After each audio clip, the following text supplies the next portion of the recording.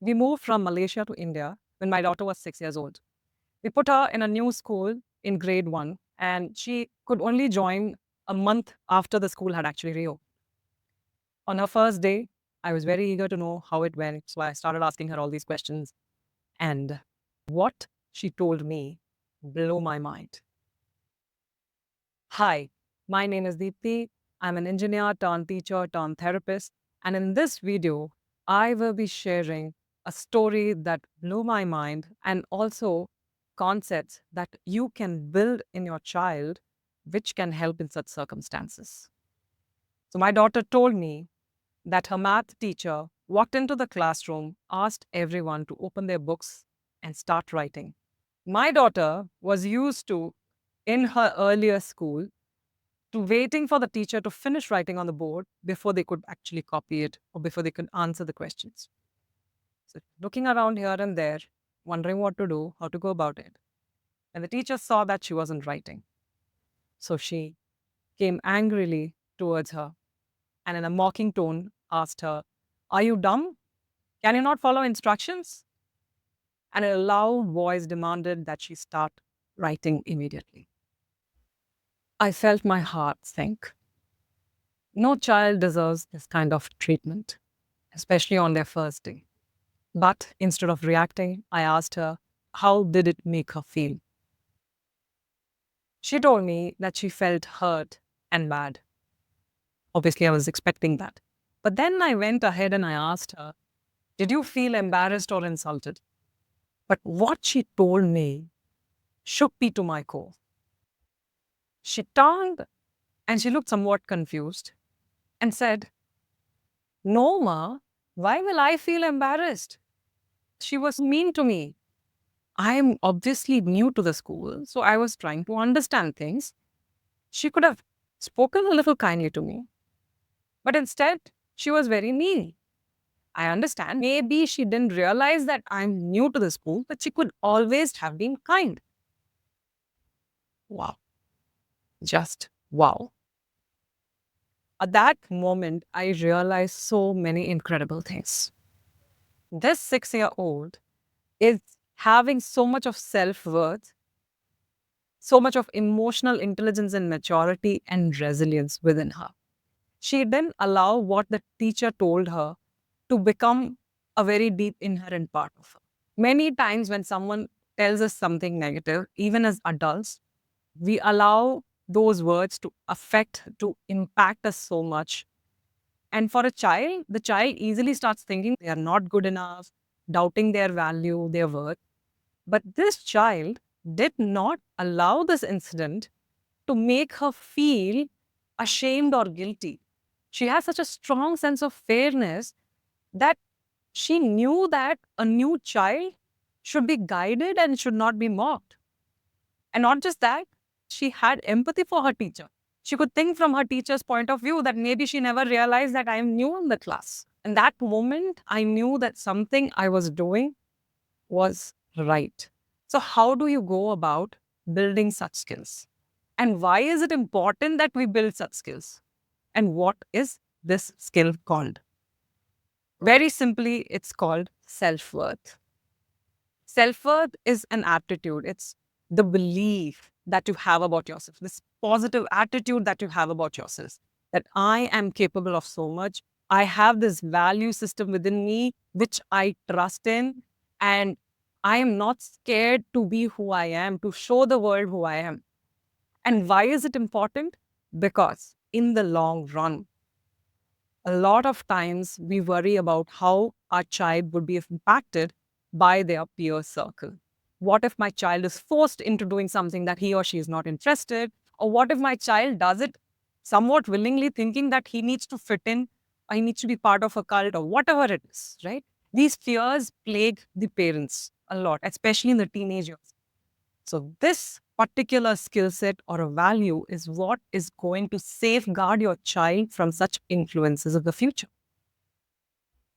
When a child is born, I believe he or she has extremely high levels of self worth. Have you seen a toddler, a child? They are not bothered about the mistakes they make. They just totally believe I am capable of doing anything and everything. They want to try, they want to learn. But with time, this high level of self esteem starts getting distorted or going down. Why?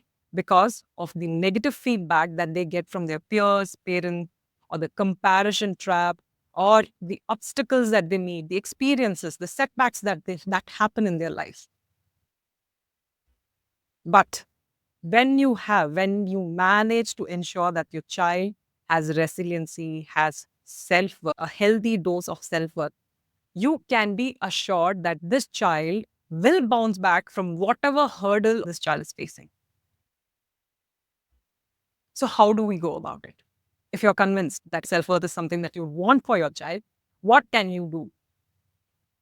There are three things that we believe in and we live by in our home. The first one being the rule of mutual respect.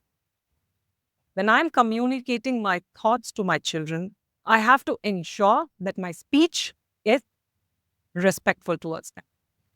If not, they have all the rights to call me out on it and demand an apology. How does respectful speech look like? Respectful speech does not include mocking, or labeling someone.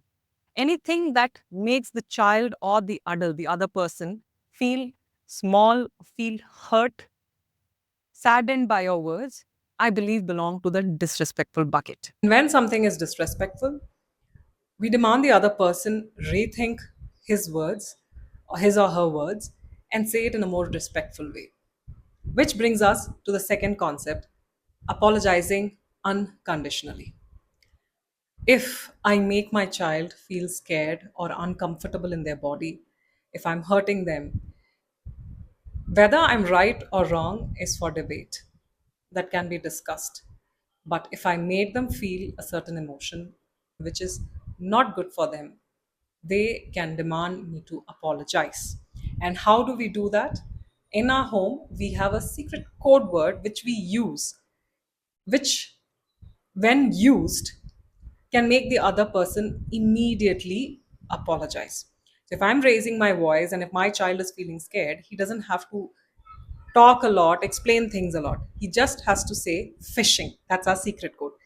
And the moment he says fishing, I have to either apologize on the spot or I walk away, calm myself, and then I come back and I say, I'm sorry. Very simply, if I'm scaring them, I need to apologize. So, what it does is it tells the child that if I'm feeling scared, the other person should apologize for that. Nobody should make me feel scared. And I need not feel scared. I can stand up for myself and demand this from my parent, and they will listen to me. So, this is a great practice that is happening at home. So, now when they go out and they meet someone who is older than them or who has been mean to them, they know that they can stand up for themselves because that practice has already happened in the house. Right? So, these two concepts, number one, being respectful on our speech, and number two, apologizing unconditionally, leads to a very important concept, that is building trust in their feelings. Trust about what they are feeling. They have the right to feel whatever they feel, right? Feelings you cannot control. If I'm feeling jealous, yes, I'm feeling jealous. So in our house, you can feel any feeling, be it the feeling of inadequacy, jealousy, or anger, hatred, greed, and they can talk about it. But acting upon them is up for debate. We are putting the foundation for them to trust their emotions. If by chance they feel uncomfortable in a situation, in a circumstance, or a friend is making them feel uncomfortable in their body, they can say no and walk out of that place. Until unless they trust themselves, how can they do it without having any kind of prior belief in themselves? Okay, this is dangerous, this is not something that I should be doing. How can they voice it out loud? How can they say no to it? When we respect the child, when we talk to a child respectfully, we are teaching them to recognize respectful talk outside and inside the house. And when we apologize to the child, we are telling them that your feelings matter. So I am working towards making sure that the child trusts in herself, trusts in her decision making skills, trusts in finding partners who are safe and healthy for them. I want them to trust their voice of reasoning. Every child has that. And I don't want them to bypass it and do things to please others just because they don't trust themselves. So, whatever concepts I am talking about right now, these are all pretty intangible. I understand that. Like, you can't touch them, you cannot do anything directly, immediately with them. It takes time. You have to work on it, you have to work on yourself. We sometimes even have to heal ourselves before we can actually attempt to work on these concepts. And that is why I thought I'll give you something tangible. This is a game that I play with my children. It's called the No Game. What we do here is I present my children a chance to practice saying no in different scenarios. So I give them some ridiculous scenario and something that is real life also, where they have to say no. Till the end, they have to say no and get out of it. I'm just sharing a recorded clip of our game here. This is my daughter who's playing this game with me. And can I record you while playing the game? Okay. Okay. So this is the scenario, okay? Someone comes up to you and says, "Wow, this toy looks so fun. I'm taking it." What will you say? Can you please ask first and then take it?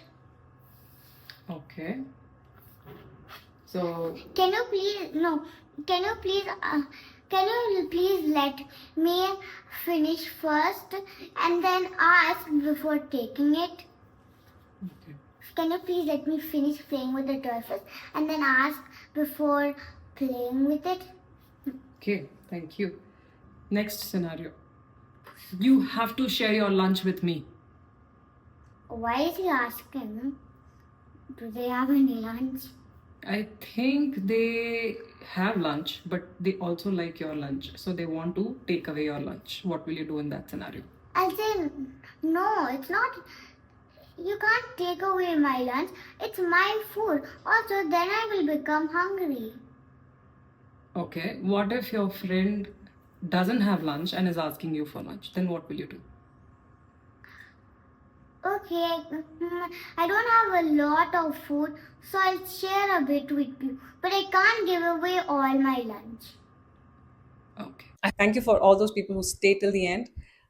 This game I've converted into a PDF and it is available in the description below. Just download it and play with your child. Hence, please remember to use words which uplift, encourage, and remind them that they are fine or enough just the way they are. If you like this video, please subscribe and share it with others. If you have any doubts, please reach out to me in the comments. Until next time, bye from Everything Parenting with Dipti.